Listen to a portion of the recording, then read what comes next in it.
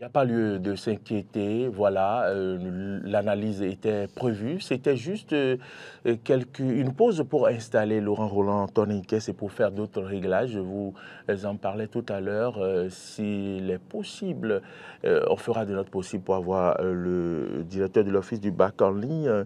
Mais pour le moment, nous n'y arrivons pas encore. Et de quoi s'agit-il? L'un des quotidiens, d'ailleurs, on a parlé, les 4. Vérité, oui, le DOB, à travers un communiqué, a informé les uns et les autres qu'ils peuvent donc utiliser les cartes dont la carte d'identification personnelle signée ou pas pour composer le baccalauréat, puisqu'il y a quelques jours, un Quidam a donc fait un audio sur les réseaux sociaux, puisque les réseaux sociaux, c'est pour certaines personnes qui veulent dire ce qu'elles veulent maintenant. Et donc, la personne là fait un audio, ne se présente même pas et dire que voilà, tous les enfants qui vont au bac et qui ont une carte CIP qui n'est pas signée, donc ne pourront pas composer. Et ça a créé la panique générale à quelques jours du baccalauréat. Si vous ne le savez pas, c'est lundi. Et donc les parents, les candidats, tous paniqués. Comment on peut avoir une carte CIP signée à cette date alors que la composition est pour lundi? Ça a perturbé, il faut le reconnaître, la quiétude des candidats et des parents. Heureusement qu'aussitôt, le directeur de l'Office du bac a pris donc ses responsabilités pour rassurer à travers un communiqué. On a souhaité l'avoir en direct, en ligne, sur ce plateau. Et il doit être donc occupé à d'autres trucs. Mais nous allons parler. Laurent Roland Tonniquet, bonjour. Mori Agua, bonjour. Amis téléspectateurs, internautes, bonjour. Et voilà, c'est un plaisir de vous avoir dans ce studio. Il vient d'afficher donc ce communiqué du DOB. Merci de nous donner lecture de ce communiqué. Alors, je lis rapidement ce communiqué qui dit « Le directeur général de l'Office du baccalauréat porte à la connaissance des candidats à l'examen du baccalauréat session unique de juin 2024 que l'accès au centre est subordonné à la... Excusez, je ne vois plus correctement. Oui, est subordonné à la présentation de la convocation et d'une pièce officielle d'identité, carte nationale d'identité, CIP avec ou sans signature du candidat, passeport, carte consulaire. Tout candidat inscrit ayant une difficulté quelle soit devra se rapprocher le lundi 17 juin 2024 à 7 heures des responsables de son centre. Le directeur général de l'Office du baccalauréat souhaite une bonne composition à tous les candidats. Je précise que hier... Alphonse da Silva. Je précise que aussi je suis dans un groupe WhatsApp où hier ça allait dans tous les sens pour dire que sans signature, puis après certains ont voulu jeter le tort sur le DG de l'ANIP. Pourquoi est-ce qu'on peut faire des pièces sans signature pour les enfants? Beaucoup de choses. Est-ce que vous comprenez pourquoi ces enfants n'ont pas signé leur carte? Vous ne pouvez pas signer votre carte quand vous n'avez pas 18 ans. Oui, en fait, c'est ça. Oui. Parce que vous vous rappelez que nous avons fait un processus où on a élaboré des cartes CIP, il fallait aller jusqu'à la carte d'identité. Nos enfants pour lesquels on a élaboré des cartes n'ont pas 18 ans. Donc, ils ne peuvent pas signer leur carte. Mais lorsqu'ils ont 18 ans, ils pourront se rapprocher de l'ANIP et refaire le processus pour signer leur carte. En fait, ce n'est même pas refaire le processus. Ils retournent à l'ANIP et maintenant, ils demandent à signer. Parce qu'en réalité, une fois que vous signez, la signature est numérisée et c'est dans les archives de l'ANIP. Et dès lors que vous renouvelez, parce que même les personnes adultes qui sont allées refaire leur CIP n'ont pas signé. Juste que vous mettez les données, vous validez, et puis ça vous sort votre CIP avec votre signature que vous avez déjà mise. Donc, il faut rappeler aux gens qu'il n'y a pas péril dans la demeure. Tous les enfants peuvent aller composer le lundi avec le carte CIP. Signé ou pas. En fait, aujourd'hui, il n'y a même plus de débat. En réalité, aujourd'hui, il y a les convocations qui portent la photo des candidats. Ah oui? Oui, les convocations pour le baccalauréat aujourd'hui portent la signature des candidats. La photo des candidats. La photo, pardon, des candidats. Donc, en réalité, quand vous mettez la pièce à côté de la convocation de l'individu, du candidat, vous voyez sa photo sur la convocation, le problème ne devrait pas se poser. Donc, que les gens cessent d'affoler les enfants et que ces parents qui sont inquiets comprennent qu'il n'y a pas du tout. Moi, j'ai été interpellé par un parent qui est en Europe hier qui dit, mais qu'est-ce que vous pensez de ça? Parlez-en demain matin au plateau. Je voudrais les rassurer qu'il n'y a pas de souci. souci en la matière. Encore que le DOB a dit, le CIP, avec ou sans signature. Donc, personne ne saurait renvoyer les enfants des examens lundi. Il va falloir passer le message et pour que le message passe, parce que le bac se passe partout sur le territoire national. Soyez rassurés, mesdames, messieurs, les enfants peuvent composer avec le 4 CIP, mais Laurent, on ne va pas laisser, on ne va pas dire ça et se taire. Comment un Kudam se lève et fait un audio sur les réseaux sociaux et puis il distribue, les gens partagent et lui, il dit, il ne se présente même pas, il ne dit pas qui il est et il dit que voilà, les enfants ne pourront pas composer si les cartes ne sont pas signées. Est-ce que ces personnes-là, on ne doit pas mettre la main sur ces gens? Non, rassurez-vous, moi je n'ai pas de souci à me faire par rapport à ce Kudam, cet individu sorti de nulle part qui a affolé les parents d'élèves et les candidats. Le monde a évolué aujourd'hui, le Bénin a évolué technologiquement parlant. Donc rassurez-vous, dans quelques jours, on vous dira que la personne a été identifiée. Pourquoi? Parce que dès lors que c'est quelqu'un qui a partagé, quand vous partagez, on vous demande où est-ce que vous avez retrouvé ça. Vous dites là où vous avez trouvé ça, vous partagez. Non. Donc de fil en aiguille, on finira par mettre la main sur la personne. Je voudrais rappeler à ces Béninois que avoir un smartphone en main ne fait pas de vous, je sais quoi, la personne qui a la meilleure information, que c'est vous qui voulez balancer l'information. Et vous voyez les gens qui... Il y a des sourds-mots, c'est moi qui ai vu. Alors qu'il n'a pas vu. Il n'a pas vu du tout vu. Hein. Il a juste entendu deux personnes, deux amis en train de parler de ça à côté de lui. Là. Il a eu l'information. Il va se mettre dans un coin, il prend son portable. Il narre l'histoire comme si il a été témoin. Et il en rajoute d'ailleurs parfois à la limite. Donc, j'en appelle à la conscience de chaque citoyen. Écoutez, ce n'est pas parce que vous avez un smartphone que vous pouvez vous permettre tout. Si on vous donne une information que vous n'avez pas vérifiée vous-même, évitez de la divulguer. Parce qu'aujourd'hui, on peut à tout moment vous identifier et vous repérer, et c'est difficile. Parce que dès lors que quelqu'un dit que c'est tel numéro qui m'a donné ça, on peut tracer le numéro et venir, même si c'est dans votre chambre à coucher, on viendra vous prendre dans votre chambre à coucher. Parce qu'on peut facilement tracer le numéro. Donc, que les gens fassent très attention. Et Laurent Roland Tonnikes, merci donc pour ce sujet. Une fois encore, soyez rassurés par rapport à cette question qui a paniqué les parents. Allons à la une de Matin Libre maintenant, pour parler de ce titre, le Sénégal qui montre la voie au Bénin. On va afficher, le Sénégal montre la voie au Bénin, des actes qui valent mieux que tourner, écrit le quotidien, lutte contre la cherté de la vie. Laurent Roland Tonnikes. Oui, quand je vois ces informations dont on a parlé, parce qu'on a parlé abondamment de ces trucs sur ce plateau en disant que oui, il a tourné, d'accord, mais qu'est-ce que vous proposez pour une sortie de situation par rapport à la cherté de la vie? Parce que oui, vous avez fait des choses que nous voyons déjà, mais vous voulez nous rappeler ça, ce n'est pas un problème, ce n'est pas mauvais en soi. Mais qu'est-ce que vous proposez pour une sortie de cette situation de cherté de la vie? Et quand vous le dites parfois, il y en a qui ne sont pas d'accord, qui pensent que vous payez tout en noir par rapport au régime. Non. Écoutez, ce que le Sénégal est en train de faire, c'est ce qu'on a proposé. Dire, sur ce plateau ici, que le gouvernement doit pouvoir travailler à subventionner certains produits. Les gens pensaient que c'était méchant, de l'animosité contre Patrice et son régime. On n'a rien à voir avec ce qu'ils font. Nous sommes dans notre rôle de dire ce qu'ils font de bien et de dénoncer aussi ce qui ne va pas et de dire voilà ce qu'ils ont fait. Et cette proposition, malheureusement, que nous avions faite, c'est ce que le Sénégal est en train de faire. Le Sénégal est en train de revoir, en tout cas, est en train de subventionner certains de nos produits. Alors tenez, quand vous prenez le riz brisé, le prix baisse de 40 francs aujourd'hui au Sénégal. Quand vous prenez l'huile raffinée, le prix baisse de 100 francs par litre. Quand vous prenez le kilo de sucre, le prix baisse de 50 francs. Pour une parenthèse, l'huile est très consommée au Sénégal, surtout avec le tchèboudjib. Voilà. Ça utilise beaucoup d'huile, donc c'est important de baisser le prix. Voilà, donc le prix du sucre baisse de 50 francs.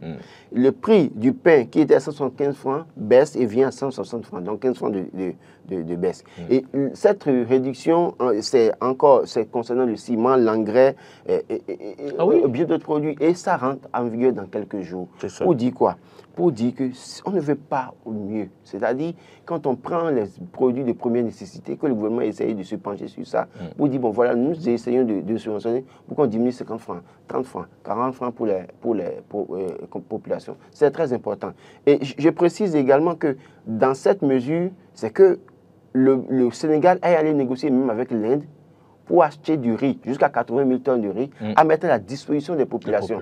Et en mettant à la disposition des populations de quelle manière? C'est-à-dire qu'il y a ce qu'on appelle la Société nationale de distribution du Sénégal, qui est l'équivalent de ce que Yahya Bouni avait créé, qu'on appelle ONASA.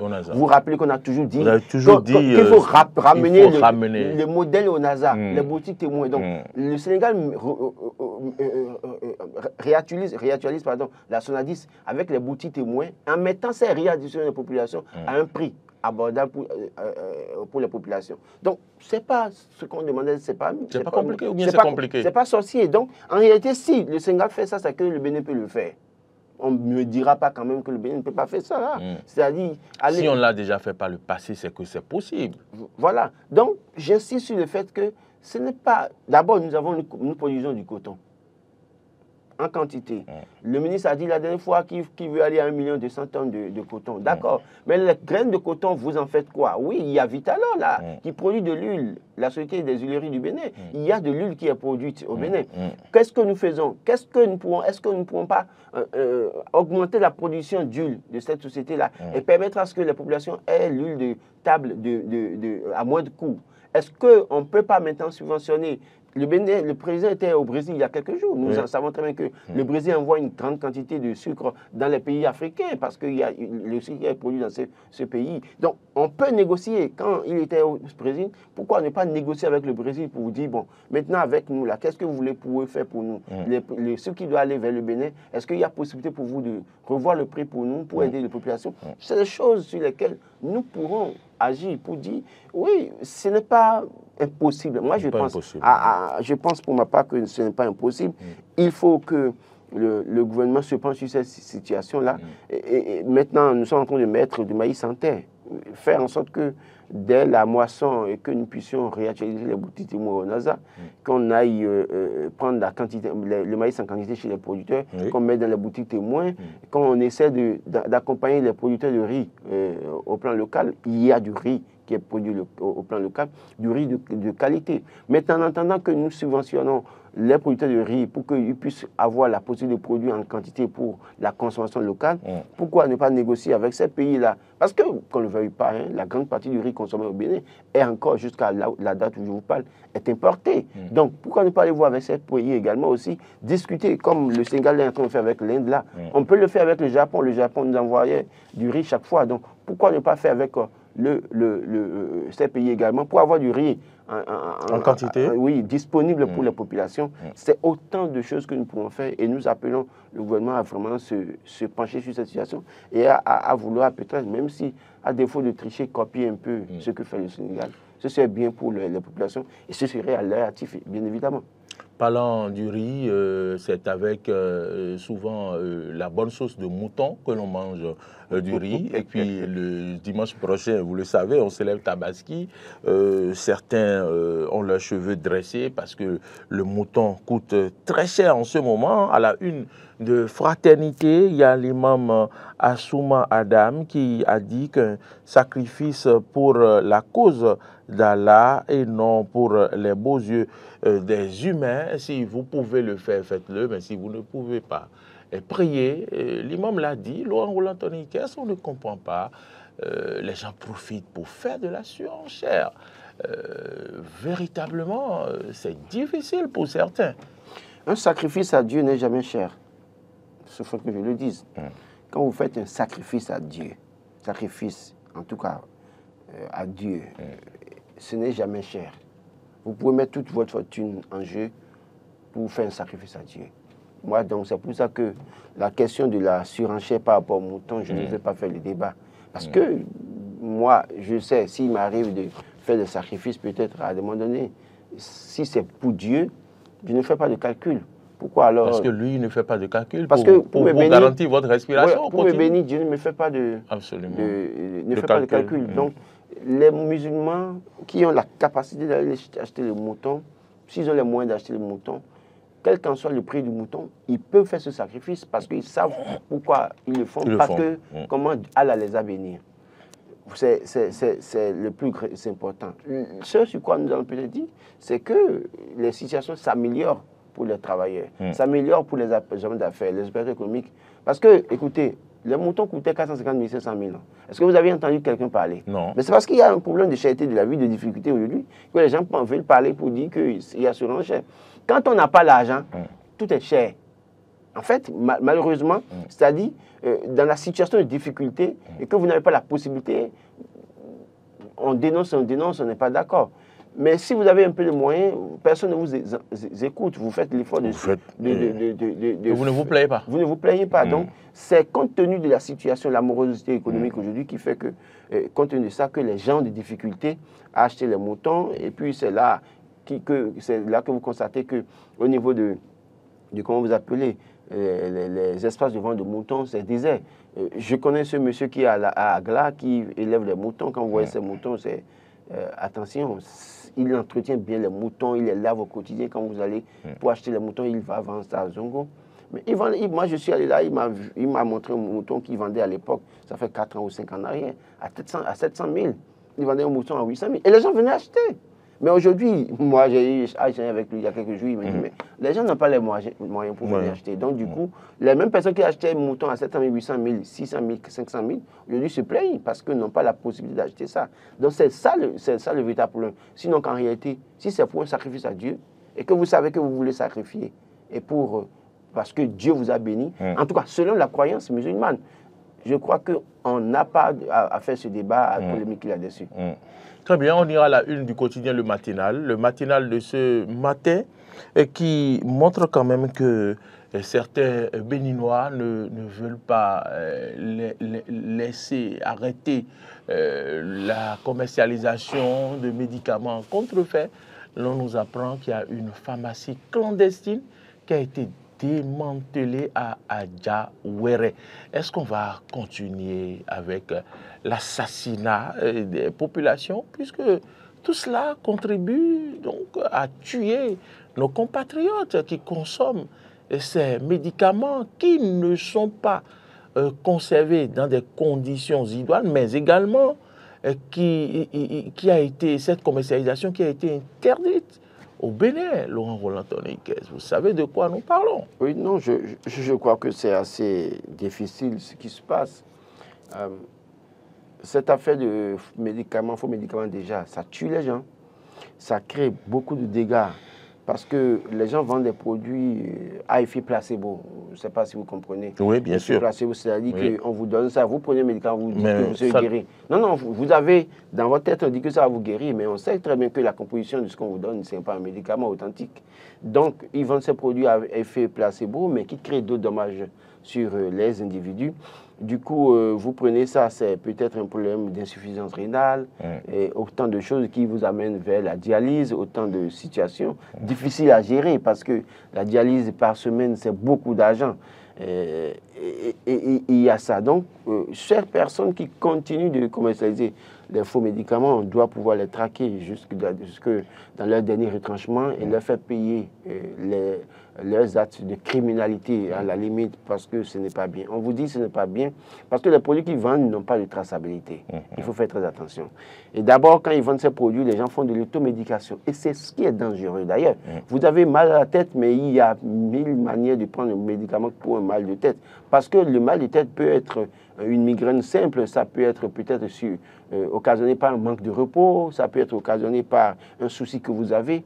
Quand vous avez un souci ou vous avez un problème de manque de repos, la meilleure option, c'est d'aller vous coucher. C'est d'aller prendre de l'eau chaude et d'aller vous coucher. Par contre, vous avez peut-être un mal de tête qui nécessite que vous preniez du paracétamol et vous prenez ça. Mais quand vous avez un mal de tête qui ne nécessite pas de prendre du paracétamol, et que vous allez prendre le paracétamol, et d'ailleurs même vous n'allez pas prendre un seul comprimé, vous allez prendre 2 à 3 comprimés parce que vous voulez rapidement vous voulez être rapidement guéri et aller travailler, ça fait des dépôts et ces dépôts engendrent d'autres choses. Mais en parlant de même cette pharmacie clandestine, je voudrais rappeler qu'il y a même des pharmacies que nous connaissons autour de nous qui malheureusement, moi je vais... Ça approvisionne? Non, je ne sais pas si ça approvisionne là-bas, si elle s'approvisionne là-bas. Mais je crois qu'il y a des pharmacies dans lesquelles je vais, dans les zones de Kodakawe et Cotonou, quand je vais aujourd'hui dans ces pharmacies, je me pose des questions. Je ne vais pas citer de nom, mais je sais qu'entre-temps, il y avait une pharmacie qui avait été sanctionnée à Calavi. Après, la sanction a été levée. Mais je voudrais que les services de contrôle fassent parfois des tours dans la pharmacie. moi je souhaite que les services de contrôle de l'Ordre des pharmaciens du Bénin et les membres, les services de contrôle du ministère de la Santé, que ces personnes, en tout cas, commises à cette tâche, descendent dans les pharmacies à l'improviste pour faire des contrôles. Et pour choisir 2-3 produits dont ils doutent de l'origine ou de l'authenticité, et d'aller maintenant faire la traçabilité, nous aider à avoir la traçabilité. Ça, ce que je dis, c'est parce que moi, j'ai eu de la peine. J'ai acheté il y a quelques jours un produit, comme presque je l'ai déjà dit une fois, à mon enfant. J'ai pris le produit et donné à l'enfant. Je vous assure que si je n'avais pas couru pour aller à l'hôpital, peut-être que j'allais déjà perdre mon enfant. Et après, j'ai regardé le produit. Je me suis dit, est-ce que ce produit est entier? Et pourtant, c'était un produit qui m'a été prescrit. Vous imaginez? Et après, je suis allé dans une autre pharmacie, j'ai acheté le produit, mais je doute de l'authenticité des produits de cette pharmacie. Et je voudrais que les responsables du ministère de la Santé et de l'Ordre des pharmaciens du Bénin, qu'ils aillent vraiment vérifier dans toutes les pharmacies. Ça nous préservera du pire, s'il vous plaît.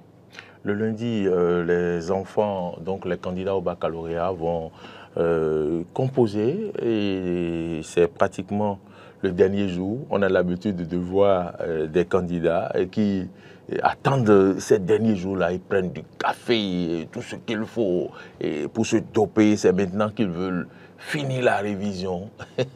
Est-ce que vous avez quelque chose à dire? Non, si vous n'avez pas étudié toute l'année, et que quand vous appelez, c'est maintenant que vous le rattrapez, pour moi, je pense que c'est peine perdue. Bien au contraire, vous allez vous créer un problème de surménage. La meilleure option pour moi, ce que je vous dis, essayez de jeter quelques coups d'œil dans votre cahier, en prenant à la volée quelques chapitres clés, mais allez prier. Dieu peut vous aider en vous révélant quelques 2-3 matières qui peuvent sortir à l'examen. Ça peut vous aider. Ce n'est pas faux. Oui, parce que je confirme que quand vous priez, Dieu peut vous révéler. Moi, en allant au bac, j'ai prié, j'ai eu textuellement l'épreuve d'histoire géo. Ah oui. Il y a 2 sujets. Et je suis allé au CCF, à l'époque, Institut français aujourd'hui. Je suis allé là-bas, je suis rentré. C'est-à-dire qu'une fois en Dieu, je suis allé dans la bibliothèque, je cherchais les livres d'histoire géo, je suis tombé sur un petit livre. Et dans ces 2 petits livres, c'est les 2 sujets que j'ai vus dans mon rêve qui étaient juste traités dans ce petit livre. J'ai pris le livre, je suis venu chez moi, j'ai lu, j'ai relu, et j'ai appelé un ami, il est encore là, un ami avec qui j'ai fait seconde première terminale, j'ai partagé ça avec lui. Wow. Il a lu, il a relu. On est allé aussi au bac. Il a cru en vous d'abord. Oui, voilà. Et on est allé au bac, c'est les 2 sujets qui étaient sortis. Bizarrement, il a eu 17, en histoire, moi, il a eu 15. Donc vous imaginez. Donc, du coup, pour dire, quand vous priez, Dieu peut vous révéler des choses.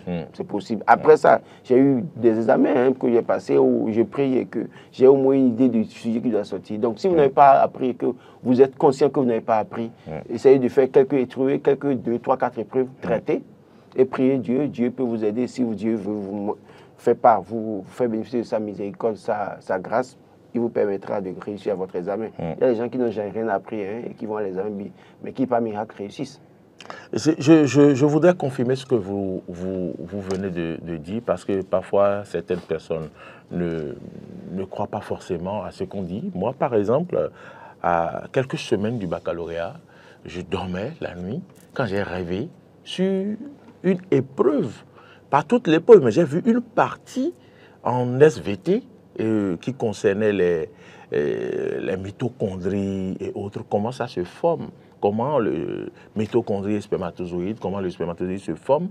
Et quand je me suis réveillé, il y avait un chapitre comme ça. Il y avait une partie. Je suis allé ouvrir le... J'ai fait la série. Oui, c'est vrai. Et je m'amusais, je n'allais pas au cours de biologie, d'SVT. Donc, je suis allé ouvrir la partie. Quand j'ai rêvé, j'ai vu cette partie, le type me disait que ça va sortir au bac. Je me suis réveillé au milieu de la nuit. Je suis allé ouvrir la partie. J'ai laissé, je suis allé me coucher. Vous savez que le matin, j'ai lu, même à quelques heures de SVT, j'ai lu encore le cours correctement. J'avais trouvé un exercice que j'avais traité. L'épreuve est venue, l'exercice 2 était complètement consacré à ce que j'avais vu. Donc, je pense qu'il faut étudier, mais il faut prier. On ne dit pas aux enfants de ne pas étudier. Hein. Étudier, c'est surtout ceux qui veulent aller à l'examen. Il ne faut pas rêver aussi les yeux ouverts et dire qu'on a rêvé, on a vu quelque chose. Il faut étudier, mais maintenant c'est pour aider ceux-là qui peut-être malheureusement on se sont amusés un peu. Peut-être que Dieu vous peut, dans sa miséricorde, peut vous aider. Donc, allez les prier. Reconnaissez que vous avez été, vous n'avez pas travaillé, vous n'êtes pas pris au sérieux au cours de l'année. Dieu peut vous, dans sa miséricorde, vous aider. Et bonne chance à tous les candidats. Bonne chance donc à tous les candidats. Laurent Roland Tonniquès, merci d'être venu. On va donc finir avec l'analyse, mais vous allez rester avec nous pour qu'on parle tout à l'heure d'un phénomène que l'on observe souvent, les prénoms, je vais appeler ça mixte ou bien composé par le prénom, une partie du prénom du père et une partie du prénom de la mère. Quelles répercussions spirituelles? Est-ce qu'il y en a? Est-ce qu'il n'y en a pas? Un monsieur qui s'appelle Thomas, sa femme Eugénie, un exemple, hein, et on appelle l'enfant Togénie, parce que ça n'existe pas pour le moment. Mais bon. Je connais des noms comme ça, des prénoms comme ça. Bon, c'est l'amour qui pousse les parents à faire des trucs comme ça. On s'aime tellement au point où on ne veut pas s'oublier, on donne un prénom composé à l'enfant. Et parfois, certains parents se séparent. Non, de toute façon, je crois que les prénoms, c'est quelque chose de très capital. On va revenir sur ça tout à l'heure. D'accord, très bien.